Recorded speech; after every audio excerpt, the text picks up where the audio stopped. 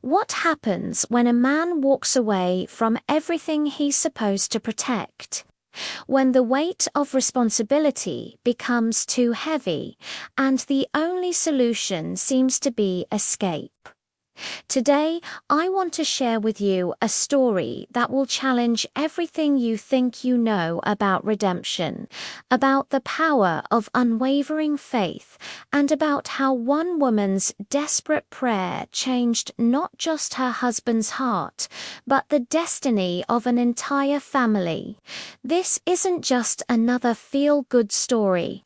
This is about the raw, unfiltered reality of what happens when families fracture, and how sometimes the most broken situations become the foundation for the most beautiful transformations. The breaking point Michael had always been the kind of man who carried the world on his shoulders. At 35, he was working 2 jobs to support his wife Sarah and their 3 young children. The factory job during the day, the security shift at night. Sleep became a luxury he couldn't afford, and slowly the pressure began to crack something deep inside him. It started with small things. Coming home irritated, snapping at the kids over minor issues, avoiding conversations with Sarah about their mounting bills.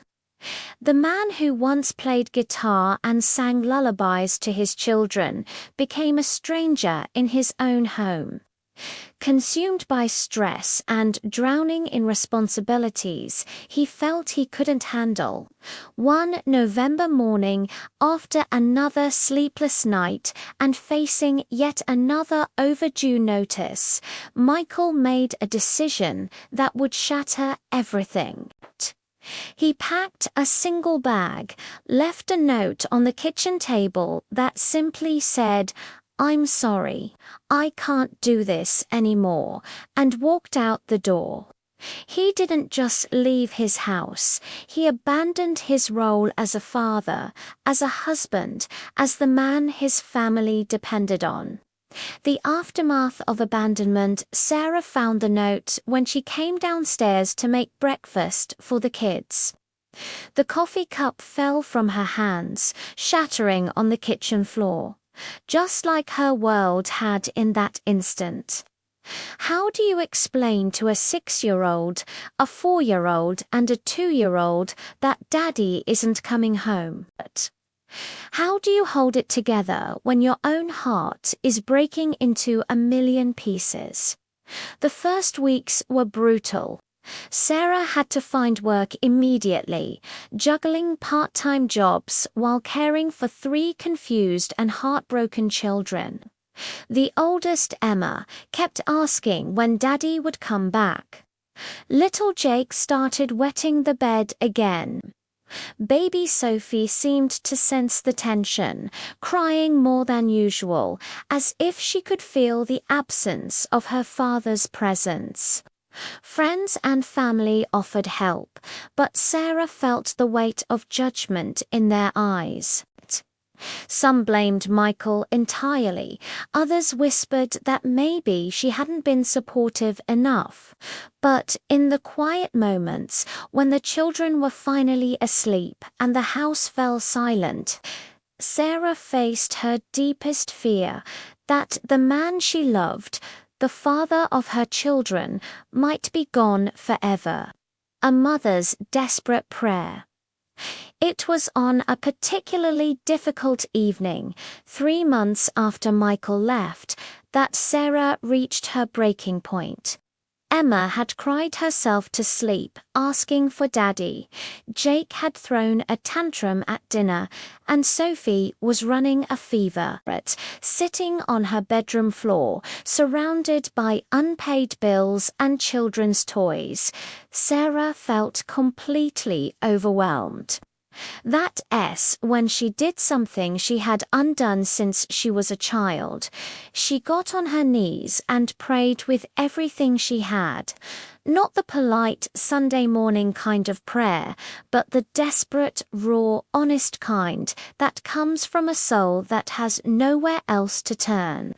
God, she whispered through her tears, I don't know where Michael is or what he's going through, but I know he's hurting.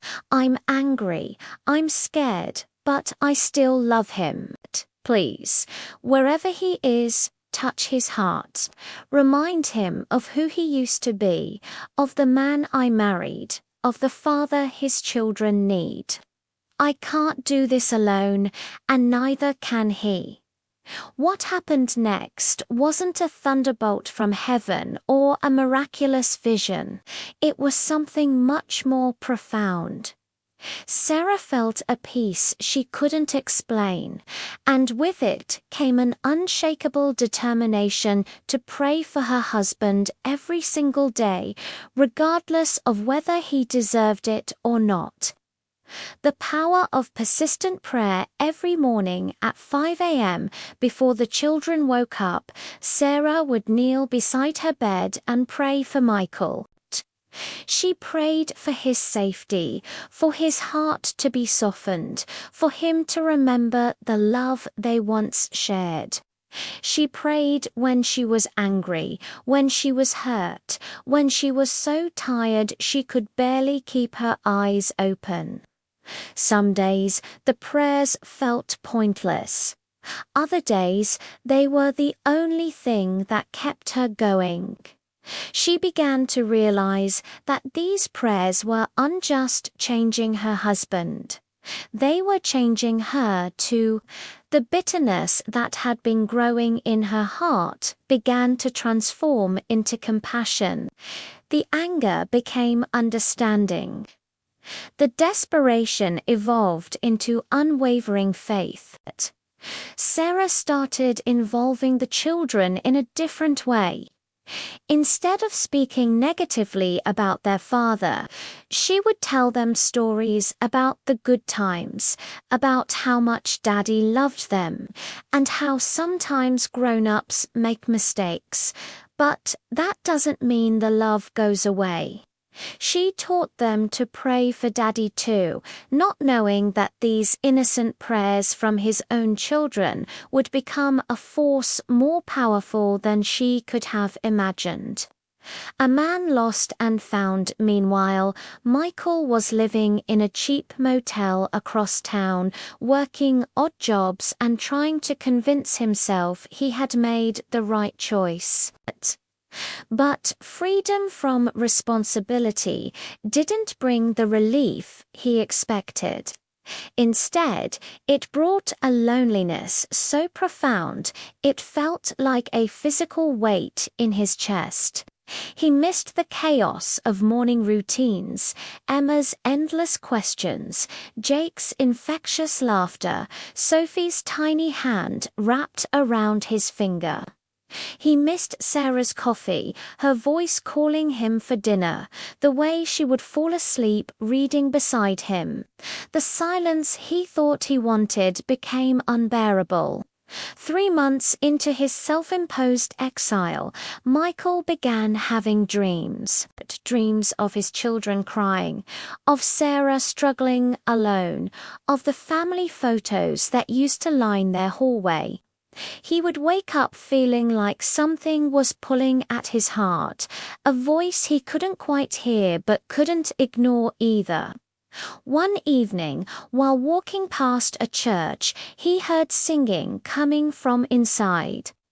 Something about the melody reminded him of the lullabies he used to sing to his kids. Almost without realizing it, he found himself sitting in the back pew, tears streaming down his face as the weight of what he had done finally hit him. The moment of truth. It was a rainy Thursday evening, 6 months after he left. When Michael finally found the courage to drive by his old house, he sat in his car across the street, watching through the window as Sarah helped the children with their homework at the kitchen table, the same table where he had left that devastating note.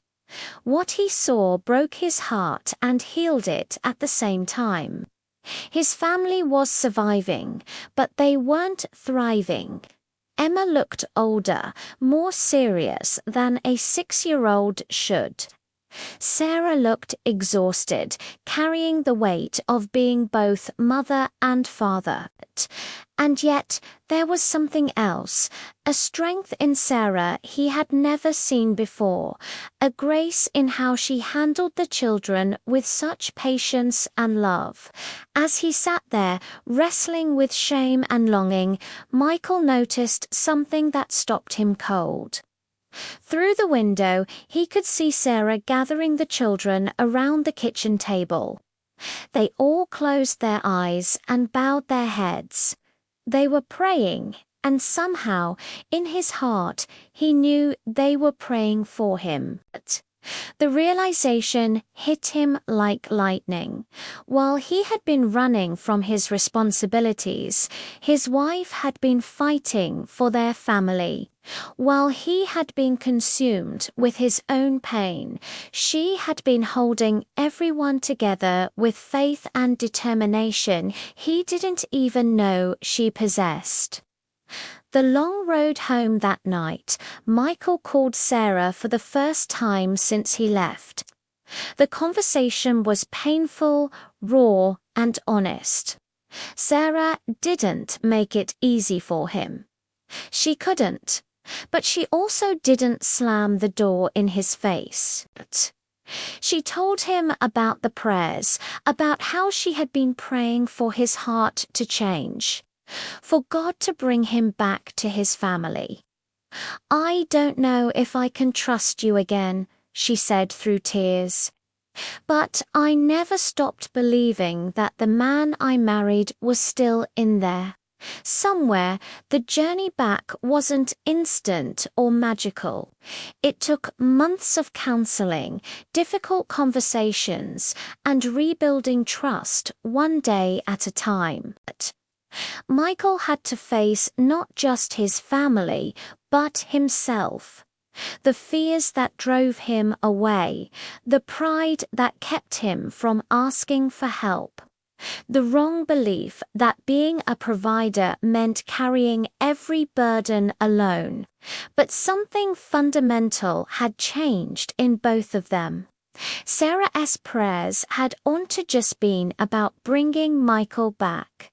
They had prepared her heart to forgive, to love again, to be strong enough to rebuild what was broken. And Michael's time away, as painful as it was, had shown him what really mattered and what he was willing to fight for. The transformation. Today, 5 years later, Michael and Sarah's marriage is stronger than it ever was before. Not because the problems went away, but because they learned to face them together.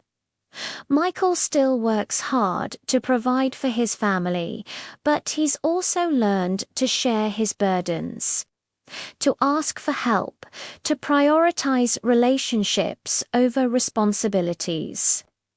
Emma, now 11, has a daddy who listens to her dreams and fears.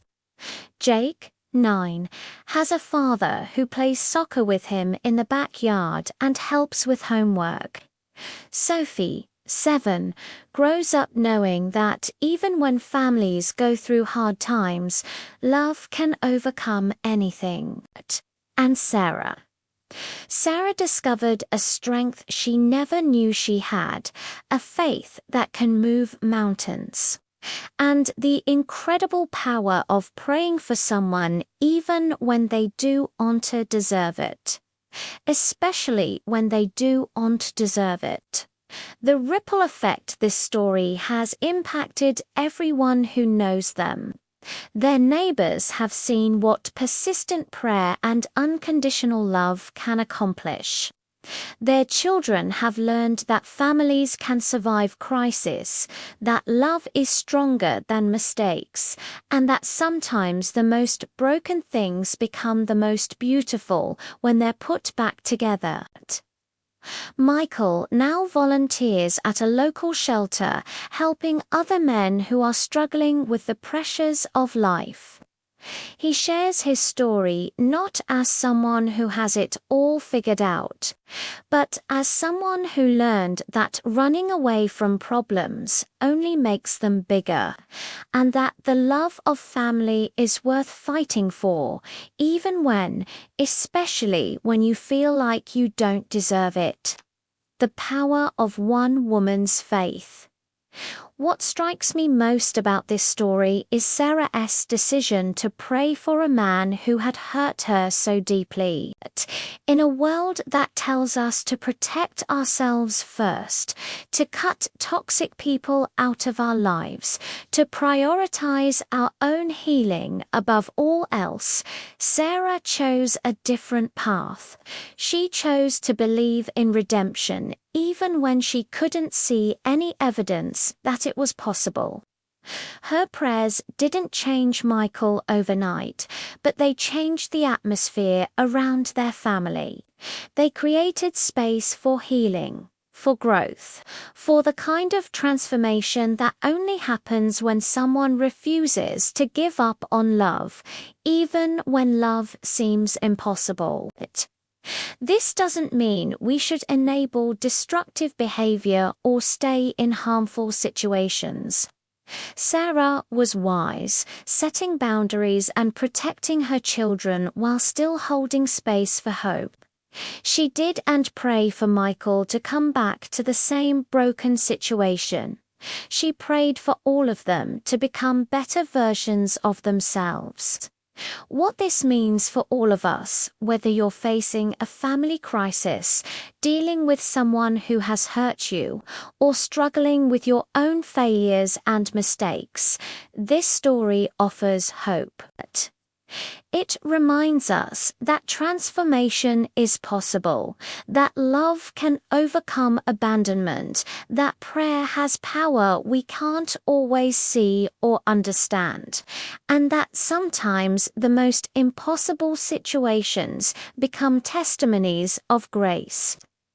If you're watching this and you feel like you've made mistakes that can't be undone, remember Michael's journey. If you're dealing with someone who has hurt you, remember Sarah's choice to pray instead of just giving up. If you're facing challenges that seem insurmountable, remember that strength often comes from places we least expect. And sometimes it comes from getting on our knees and admitting we can't do it alone. The question isn't whether you've failed or been failed by someone else. The question is, what are you going to do with the broken pieces? Are you going to let them cut you, or are you going to let them be transformed into something beautiful?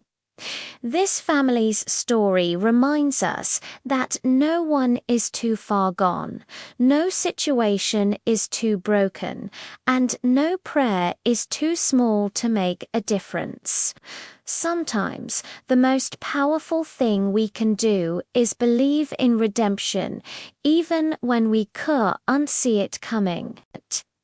If this story touched your heart, I want to hear from you.